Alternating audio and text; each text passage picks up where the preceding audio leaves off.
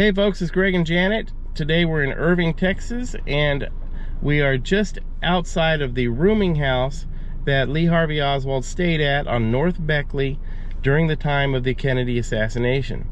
Now, right after the assassination occurred, Lee Harvey Oswald made his way back to this rooming house, and when he walked in, Earlene Roberts, who was the caretaker of the home, said that Lee Harvey Oswald arrived right at 1 o'clock, roughly 1:01. When he walked in, he kind of briskly walked by her. She mentions that the president had been shot, and Lee didn't really say anything. He just went straight to his room. He was in his room for 2 to 4 minutes. During that time, he cleaned up a little bit, threw on a jacket, and as we know today, he also picked up his handgun.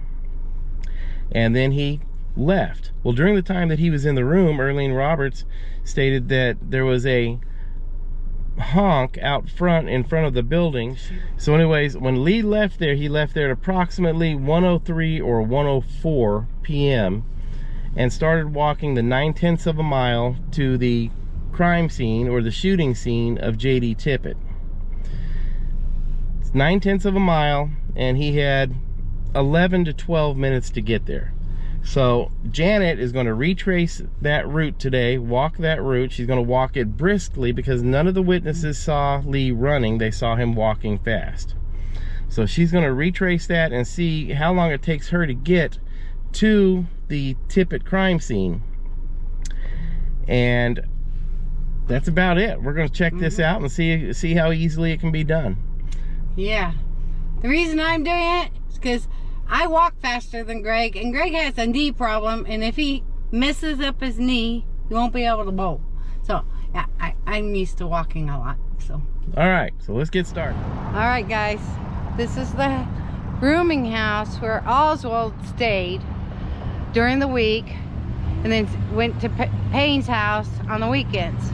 But we're going to time how long it takes to get from here to the Tippit murder scene. So, all right, let me see. I'll start from here. That's pretty good. All right, guys, I got my water, I got my phone, I got the directions. So here we go. Ready, go. No running. Brisk walk. Brisk walk. See? Brisk walk. And this is the way he went. We're on North Beckley, and I'm gonna be walking fast. And I'll try to keep the camera smooth, but when I'm walking fast, it's gonna be hard. Now, during 1 o'clock in the afternoon, this is pretty busy also, but I'm hoping I can get across the streets and not have to wait for crosswalks, because that wouldn't be cool. So, here I am, power walking. He wasn't running. The witnesses said that he wasn't running. So I'm walking really fast. Let's see if I'll get cramps and stuff. Oh my gosh. Alright, here goes Greg. Oh, he's, alright. I thought they were going to turn on me. So, you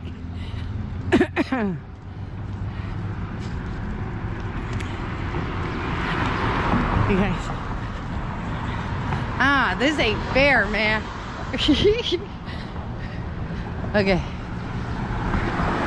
so far no dogs chasing me. That's good. Oh, people working. Hi, honey. Hey.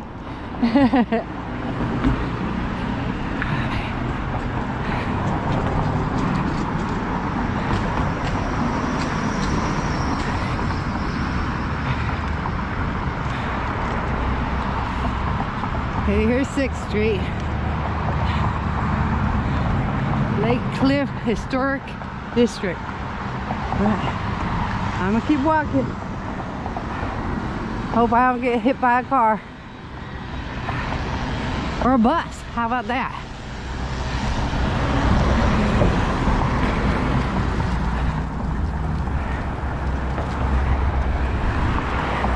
I know he had a longer stride than I, because he was 5'8". I'm only almost 5'5".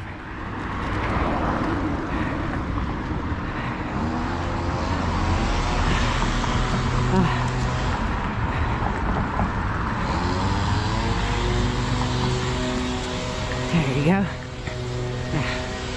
All right. Yeah. Keep going. Keep going. For sale. Cute house.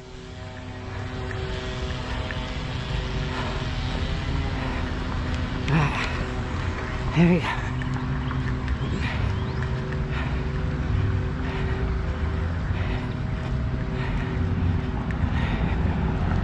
There you go.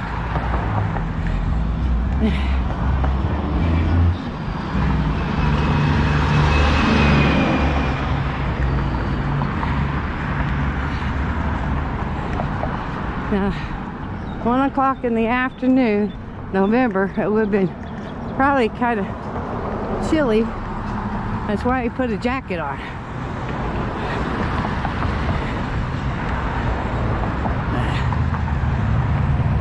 Oh, I don't want to have to stop. Nope, I don't have to stop. There you go. Keep going.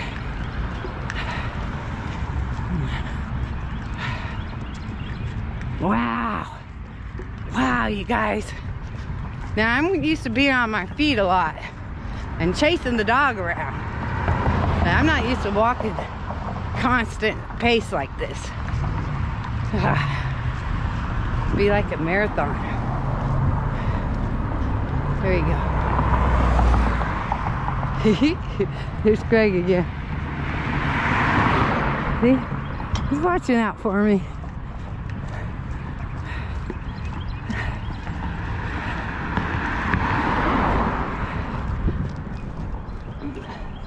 There you go.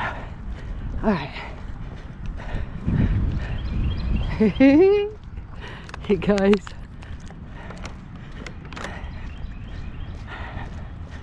Wow. I wonder how fast I am walking. Miles per hour.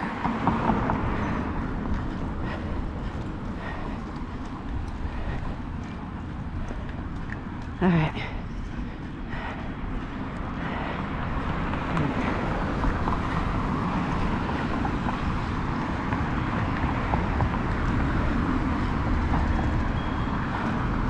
All right, now we see this big empty lot here.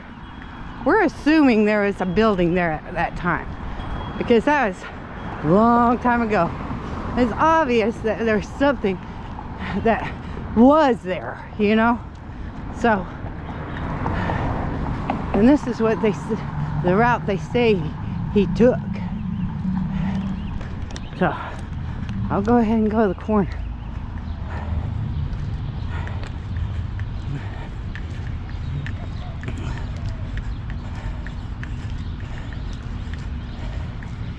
I'm hoping I could sneak across the way without the street light. Ooh, gotta watch out for the mud. Ooh. Yeah. Yeah. There you go. Apartments. Ooh. Fancy.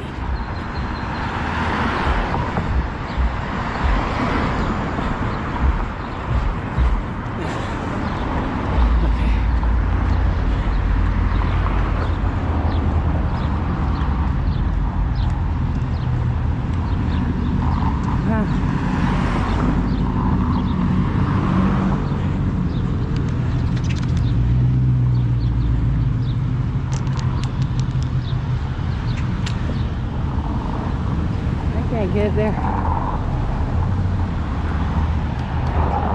All right. I gotta go.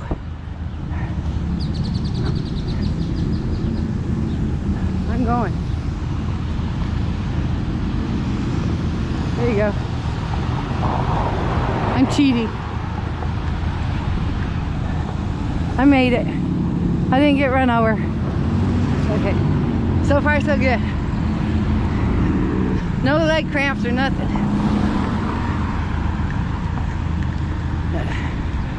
Yeah. He was walking big quick. And he turned on Crawford. That was Davis right there. This is Crawford. Oh. Alright. Go across here. Ugh. Apparently somebody had a bad wreck here. Something. Look at that.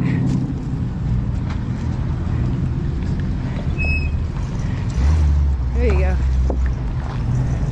Wonder where Greg is. He's stuck at the light. No, there he is. All right. Now, did you know they got the school property blocked off? But we figured the exact length of the route is the same this way. He would have kept going. Okay, but I'm going this way just because the school, he can't get through the school. They put fencing around it. But we know that this is the same distance. So I'm going this way. I could have gone one more block up and then turned, but Greg can't drive that way. Ooh, here he is.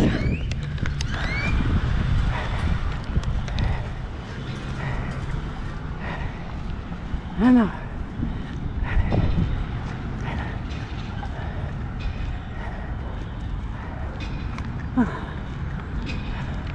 This is downhill. I don't know if that's easier or worse. Here we go. I gotta go up to 10th Street. Right here, that's 8th. Uh-oh, somebody's alarm. Hey, how am I doing?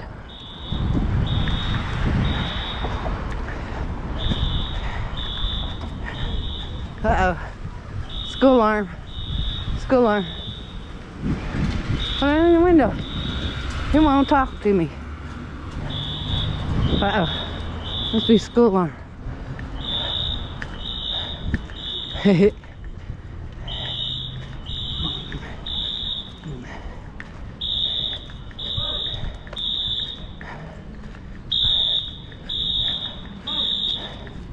Fire drill.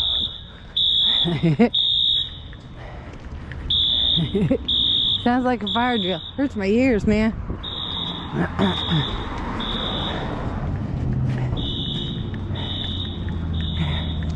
Here you go.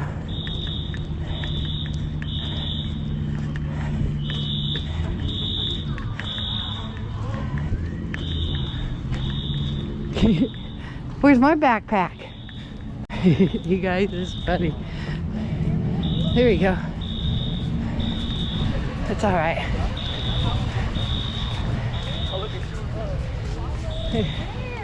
Greg probably, he can't park nowhere. There's too many cars. All right.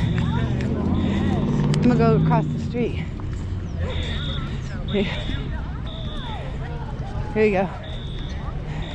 I'm getting close.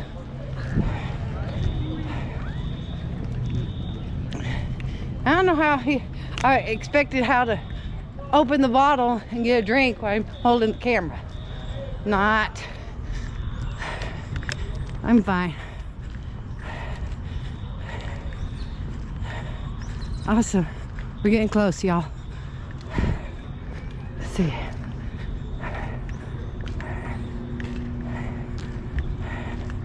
All right. All right. See, because of the fencing, I can't get through. See what I mean? It's all blocked off. And actually, yeah, I could have gone one more block, but here's Greg. Alright. Alright. We believe that where that burgundy or that red SUV's at is where the police car is parked. I think about there. I know there's an X on the pavement there. So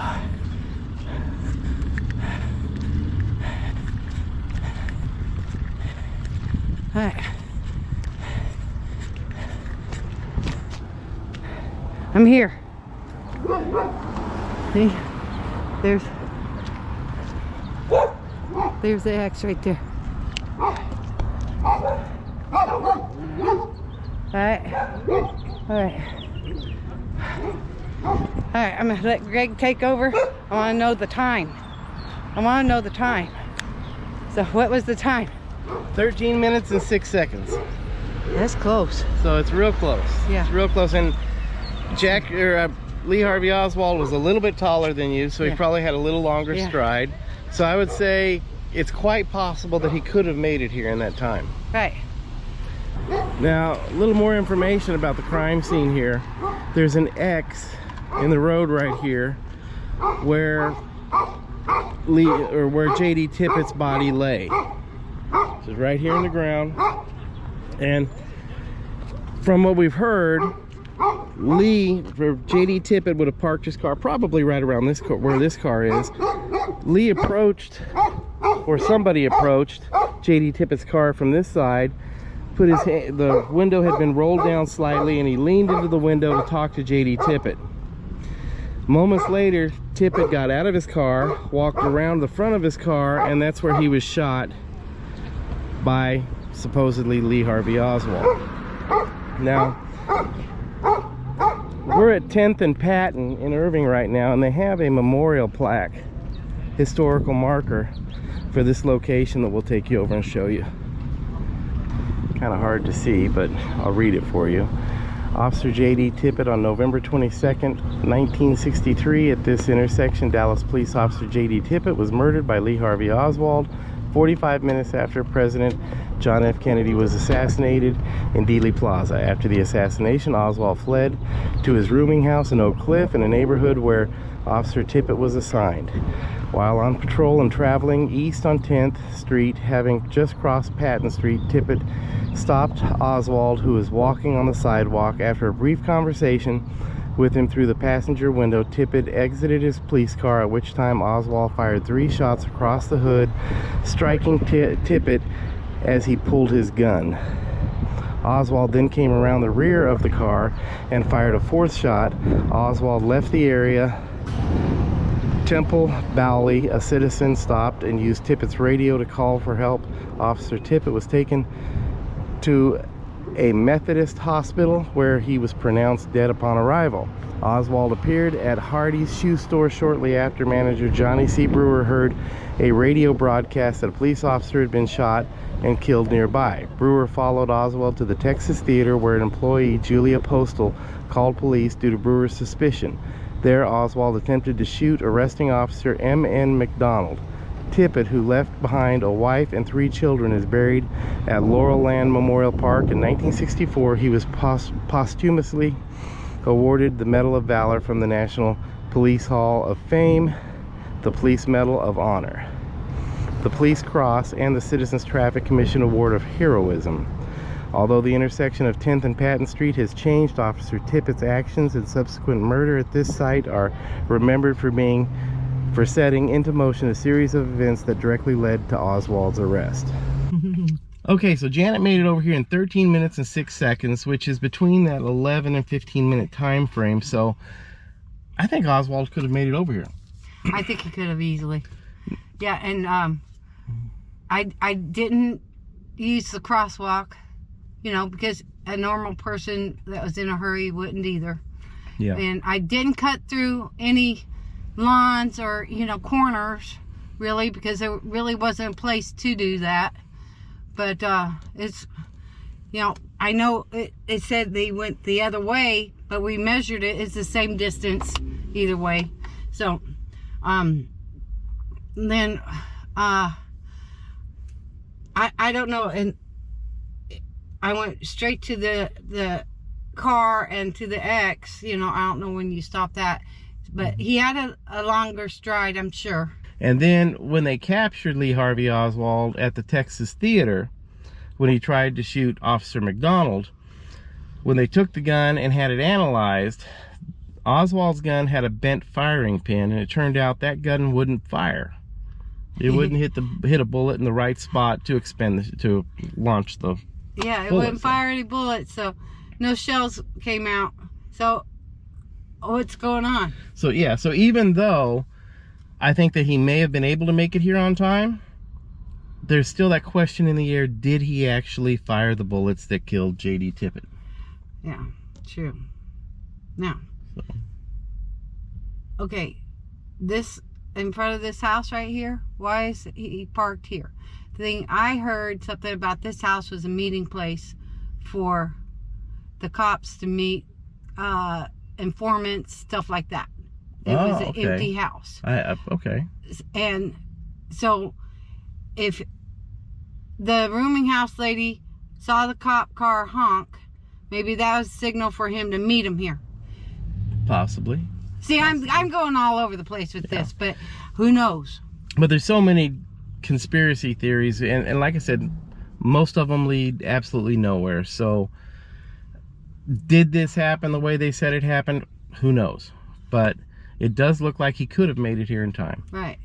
Then wasn't there one witness lady that said it was a short, darker skinned, chubby guy that was over here? Yes. And did not describe Oswald at all. Yeah, there was like 4 different witnesses here at the shooting. I think there was 4. The and lady that lived next door. And there was a lot of conflicting stories between them. Right, right. So I'm going like, it's iffy. There's reasonable doubt. See? That's our laws. So anyhow, if you enjoyed this video, please hit the like button, the subscribe button, hit the little bell down in the corner. Until next time, we will see you guys soon. Bye-bye.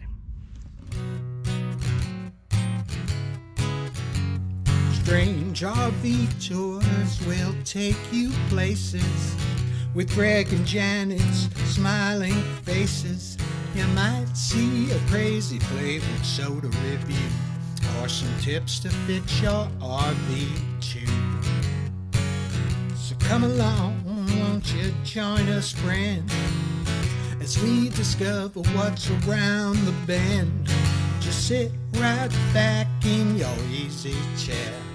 Strange RV Tours is on the air.